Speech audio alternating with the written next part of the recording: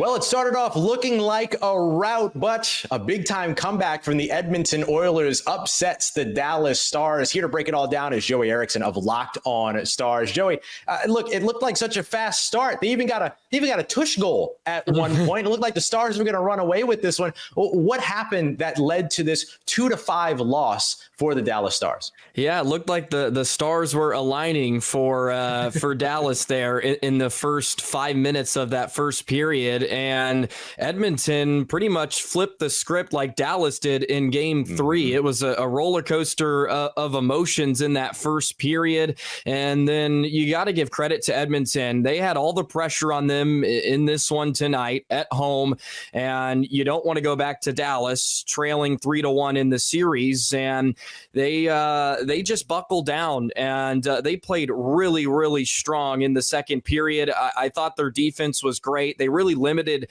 Dallas on their scoring opportunities, especially in that third period. It was a perfect final 20 from Edmonton. Dallas couldn't get interior, and they couldn't test Skinner. Just like Game 3, where Edmonton probably feels they missed an opportunity after the hot start they had, Dallas has to be feeling the same way. A goaltender that may have had some doubt start to creep in towards the end of Game 3, and then you get on them quickly, and Dallas just kind of let them off the hook. For most of that, they just didn't test him enough, and then Edmonton, credit to them, their big boys showed up. The shorthanded goal from Janmark was the big dagger for sure. It felt like if Dallas could score on the power play, it'd be the first power play goal of the series, which is pretty crazy to think with how really nice both of these power plays have been. And then Janmark gets that goal, and it just took all the life out of Dallas. And then Chris Tanev is hurt now, and what is his availability going to look like moving forward? So a real gut punch for Dallas, and they're going to have to figure out how to right the ship in Game 5, and try to get a lead back in the series and see if they can close it out. But yeah, this was a huge missed opportunity for the Stars here tonight in Edmonton. Yeah, that Tanev story is going to be a big one to watch. Definitely one to keep tuning into Locked On Stars for. Look, I mean, we saw Wyatt Johnson come in, early goal within the first minute. We saw a second goal within 5.5. Edmonton didn't even take their first shot on the goal until 8 minutes in, 8.5 minutes almost in. And then all of a sudden they ran away. What is it that makes this Edmonton Oilers team and their scoring prowess so tough to defend?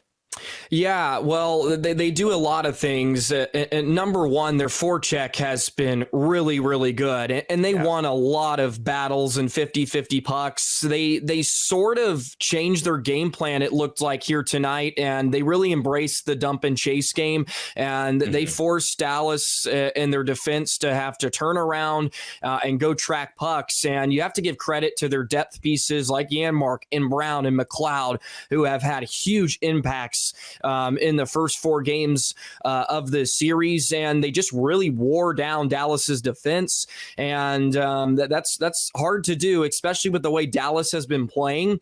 But it was a chaotic first period, and it was kind of chaotic in the second as well, and that's a style that's going to suit Edmonton. Dallas just hasn't really been able to find a way to slow down this Edmonton attack, and it's really hard to do that against 97 and 29. Like McDavid and Draisaitl are going to get their looks. It's when the others start to contribute and produce, that's when Dallas is going to be in trouble. And the depth for Edmonton has showed up, and credit to them. That was going to be probably the biggest difference in this series. And they have showed up and they produced, and they get a much needed win here tonight. So yeah, Dallas is going to have to find a way and make some adjustments here in Game 5 to just limit Edmonton, who's really getting a lot of great looks here throughout the series. Yeah, so let's look ahead to Game 5 here. Dallas gets the opportunity maybe to try to take back control of this series. What do they need to get right to go up 3-2? Well, Chris Tanev would be nice, and I know that's a bit out of their control, of course, but he is going to be a massive loss if he's not able to go. Dallas has already rotated 5 defensemen before in the first 2 rounds of this postseason run, and really their options are another AHL defender in Derek Pouliot, Niels Lundqvist, who of course played in the first 2 rounds, but he was barely eclipsing 5 minutes a night, and then you have Liam Bixel, who is one of their highly touted defensive prospects, but he spent most of the year over in Europe, and he has never played a single game in the National Hockey League. So it's going to fall on the defense at this point. If they're unable to tighten it up, Edmonton's going to have their way with this unit, and Dallas is going to be in trouble. At this point in time, talking to you now, it feels like whoever wins Game 5 is going to win this series. It's going to be very, very pivotal. So Dallas has a lot of work to do, and the pressure's back on them. So, but what a series it's been. I mean, the momentum changes. No it's swung back and forth. So it's been a lot of fun. But yeah, Dallas is going to have to buckle down, and they're going to have to adjust defensively, number one, because you can't keep giving these type of looks to the Oilers. They'll make you pay, and they certainly have already. Stay up to date on the Dallas Stars all year long by subscribing to Locked On Sports Today and Locked On Stars on your favorite podcast app and on YouTube.